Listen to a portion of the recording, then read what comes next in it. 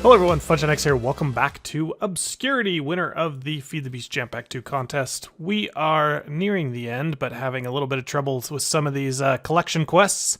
We are close. We've got 96% of our spaghetti done, so that should finish fairly soon. We're halfway on our water barrels, and we are almost done with our cobble. Check that out. Turns out, I've been putting my stone in the trash. Or I had been. When we were collecting a bunch of it from the quarry. Oh my goodness, we're way too much now. I don't know what's going on. That storage is awful. Anyway, I have trash down here that I've been putting a bunch of stuff in. And I just happened to have stone here. And it was just throwing it all in the trash before I could do anything with it. So that was pretty bad. As soon as I took that off, it finished really quick. Yeah, so as soon as I took that off the trash, this thing finished really quick, just from my quarry running, ender quarry running. The obsidian, well, let's get to the obsidian later, but note that we are moving a lot faster on that. So those are the three we were working on. Haven't done anything there, haven't done anything there, haven't done anything here. Okay, so what I did, I've got more power. Well, bam. This is a turbine, and I didn't build it on camera because I knew I was going to screw up, and I did. I had to rebuild this thing quite a few times and work on it to figure out semi-efficient. I don't think this is like perfect setup, but it works. First things, changes to my reactor. You have to add these coolant ports. I have an input and an output. The output takes the steam, the input takes the water back in. So this is producing, I don't know, it goes by pretty quick, like 2,600 millibuckets per tick. I'm not sure why, but I've been told, well, I know for a fact that turbines can handle a maximum of 2,000 millibuckets a tick of steam. All right. Now, I don't need to run mine super fast because I want to keep it right at 1,800 RPM. And to do that, I only need to provide 1430 millibuckets of steam. So I figured I would just set this guy to export 1430 millibuckets of steam. But I think what it's doing is it's doing like 0 one tick and then 2800 another tick, kind of alternating between the two. So overall, it's doing that 1480 or whatever I need. It's using about 1/4 of a millibucket per tick of yellorium. So we can see how fast is it. I think it's actually running more efficient using less yellorium there. I purposely didn't put an export bus here so I could see how much cyanate's coming out. But this is running full time now. I'm no longer turning it off or on based on the engine because that actually makes it run less efficient because this guy, you want him to run at the full RPM. Once he is, he uses less power than trying to slow him down, spin him up, slow him down, spin him up. So yeah, so that's the two things I made to the thing, is adding the coolant ports and then changing the, oop, there's like an invisible block right here. What's going on? Changing the, what are these called? Control rods, to be a certain amount, so that this runs exactly where I wanted, the 2860 millibuckets. So I think I'm like 50% insertion on my fuel rods, which means it uses less millibuckets per tick. All right, then what I had to do is I had to put a barrel of water here and import water to fill this guy up. And I left him running, and you'll see that this water would fill up all the way to the top. And that was pretty much it for the this changes to the reactor. Now, as far as the turbine goes, this is a 7 by 7 by I think 8, no, by 10, yeah, 7 by 7 by 10 guy. I probably should have gone to 11 here. I couldn't go any further this way because it would have interfered with this machine interface there. But yeah, I should have gone one more block probably to get better efficiency. But yeah, so you surround the edges with the turbine housing. You can use turbine glass so you can see the thing spinning. You need a turbine rotor bearing on the side with your blades. You put a shaft down the middle all the way across, and then put the blades out there. So I've got a total of 40 blades. And then you pick a block here to surround the shaft. I went with Electrum. It was the block that was easiest for me to create in mass quantities. I needed 32 blocks of Electrum. So Enderium is better, but it was just out of the picture. I couldn't have made 32 blocks of Enderium. Would have taken forever. And then Ludicrate obviously is the best, but yeah, one block of Ludicrate is something like what, 100 and some stacks of diamonds. Yeah, it's just nuts. Or 100 and some blocks of diamonds.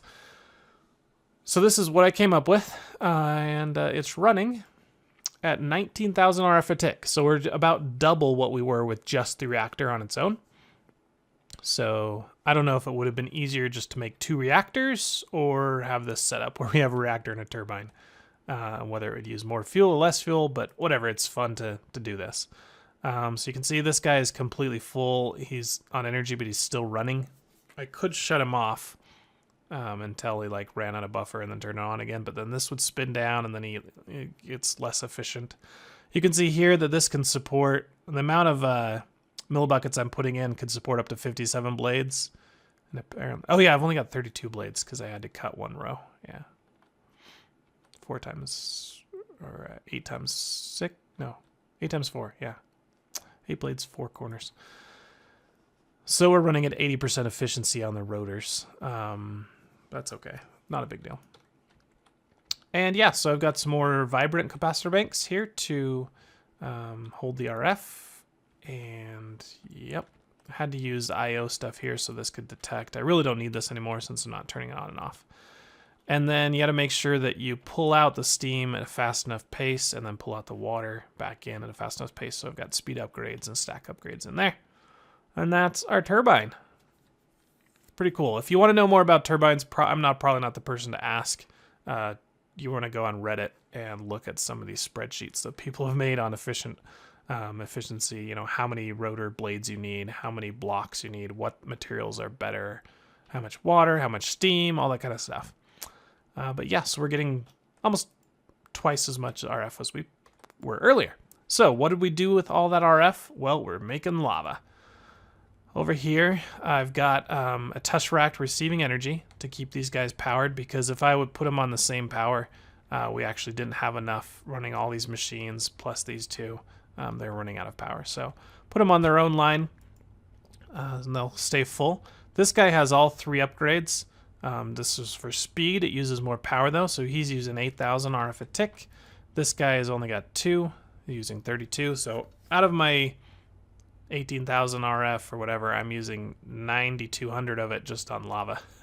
And the other 9 is for my ender quarry. And that's pretty much all my power. I got some processing. And then I've got Cease Factory Manager here, doing a few things.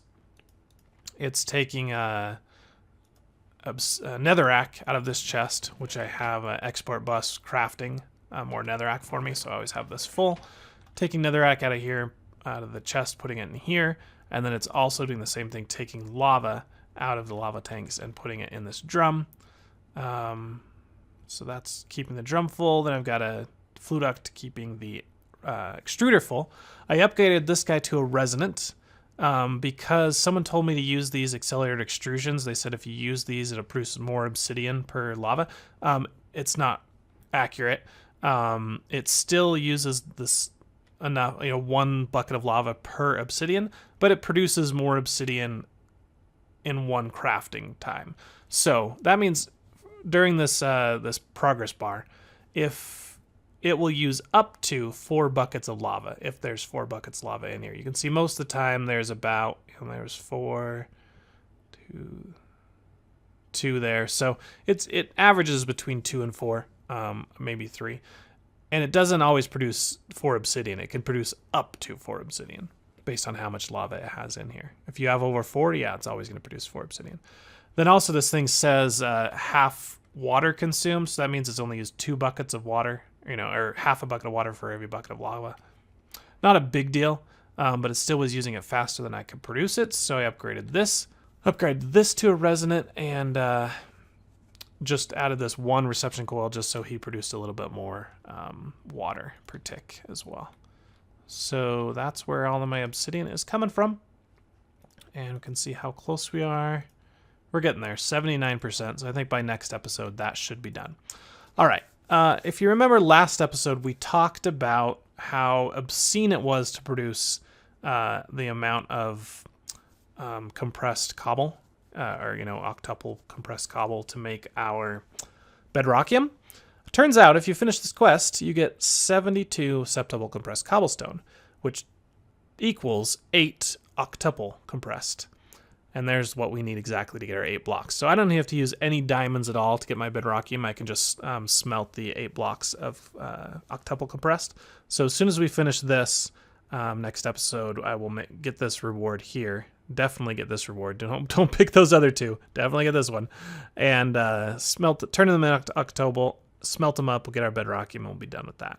No diamonds used. Okay, we almost done our spaghetti. Spaghetti's going so slow now because I'm running low on a bunch of stuff like spice leaf, and tofu is running pretty low. And then this guy just chugs along, slowly chopping down trees.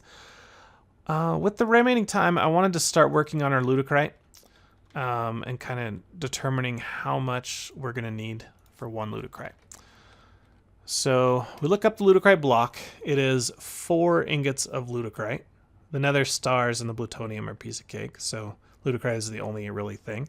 So for those 4 ingots, we are going to need 4 Enderium ingots, so that's nothing. We have that. But that means we're going to need 32,000 or 32 buckets of primal mana. Okay, primal mana, to make 1 bucket takes 1 mana dust, or 4 mana dust. So that is now 128 mana dust to get the primal mana that we need. Mana dust, you produce 4 of it, so we need 32 crafts of this, which means 32 enhanced Galgadorian, 96 Manilian dust, and 96 Crothium dust. The Manilium and Crothium are not that bad. I can get them pretty easy, but 32 ounce Galgadorian metal. Turns out to be 32 lumps, large lumps, which is times 9. So let's see, S theory 32 times 9. Siri says that's 288. Not Siri, that's Cortana. got my assistants mixed up. Cortana says that's 288 of these lumps of Galgador. And divide that by 2 and means 144 blocks of diamond. So I need 20 stacks of diamonds. Really? Wow. Plus a ton of these Aya Galgadors, glowstone dust, not a big deal, and stabilized metal. Oh my gosh. Look at all this stuff. Obsidian, diamonds.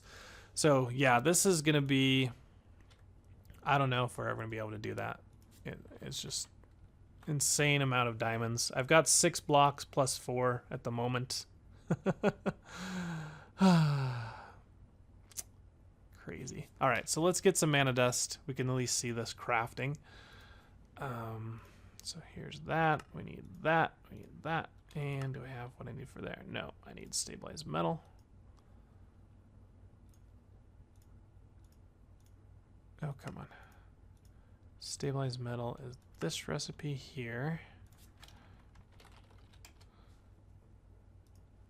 So we need more of these guys. Now I need more of these guys. All right, that's all we can make. I don't know about this ludocrite with... I guess I could run a bunch more ender quarries and try and get diamonds. But that just seems like an obscene amount of diamonds. Basically, like, I had 54 diamond ore earlier. I think my ender quarry's finished, actually, because I haven't seen an ore come in a while.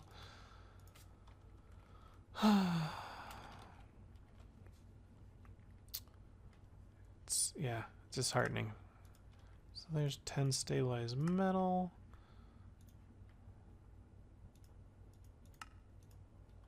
And here we go. Lumps of Galgador. 6 lumps because we ran out of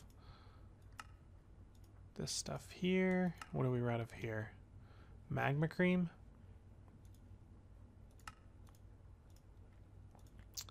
That's not a big deal.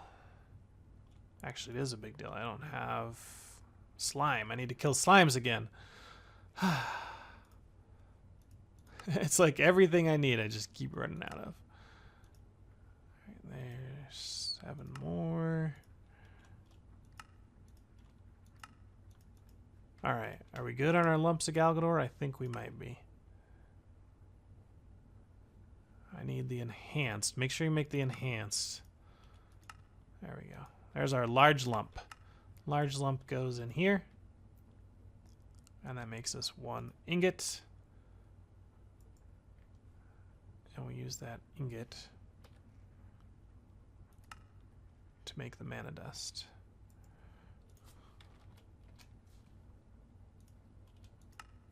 There we go. There's the 4 mana dust.